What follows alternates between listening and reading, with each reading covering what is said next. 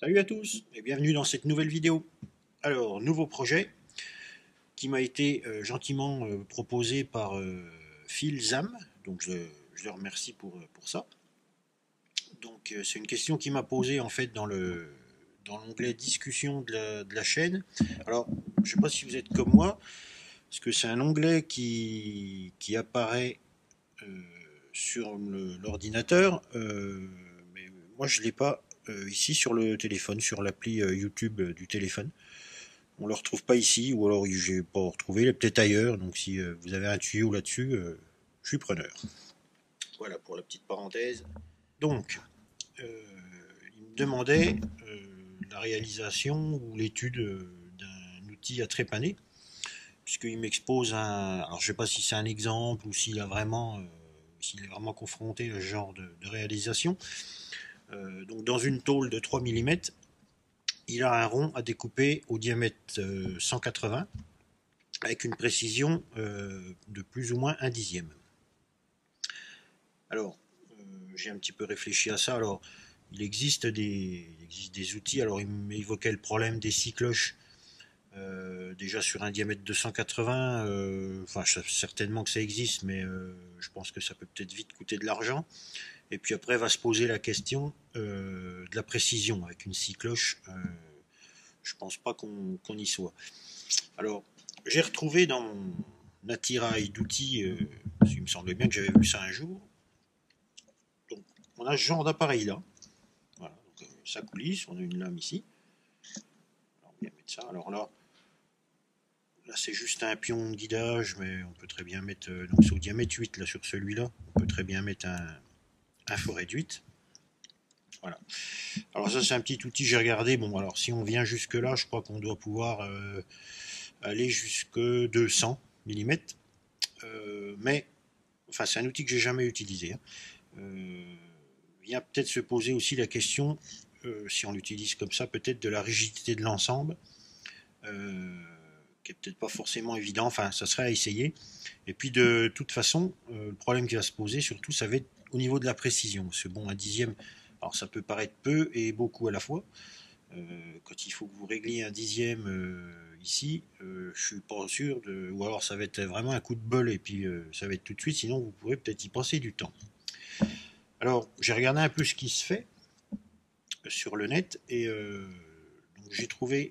Alors je me suis dit que plutôt que de refaire la même chose que ça, parce que finalement c'est quelque chose qui existe, hein, de refaire ça, la même chose bêtement, je me suis dit qu'il serait bien de le faire un petit peu plus massif, un petit peu plus gros, pour essayer de parer au maximum ce problème de rigidité et de vibration peut-être aussi qui peut y avoir.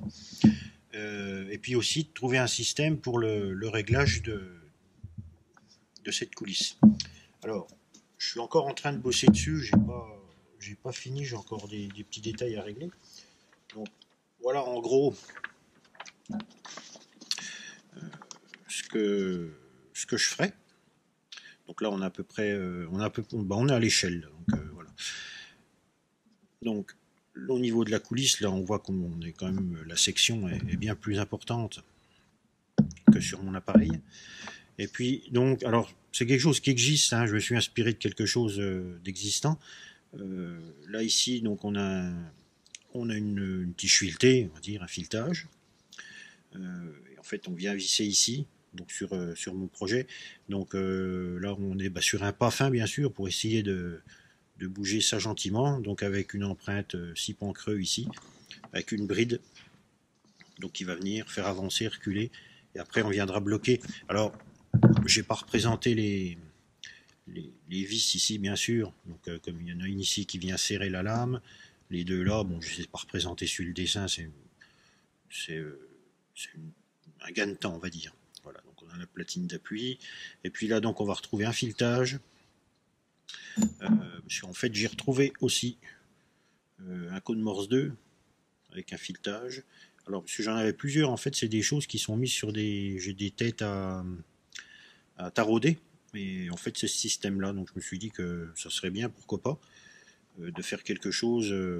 Si on peut mettre un autre cône, un cône Morse 3 ou un SA40, pourquoi pas. Après, tout est possible. Donc voilà, déjà une idée après du projet. Alors, vous voyez bien que ça reprend complètement l'utilisation de celui-ci, mais voilà, avec juste la rigidité, la taille en plus, et puis le système de réglage qui devrait fonctionner. Alors, après, au centième, c'est pas toujours évident.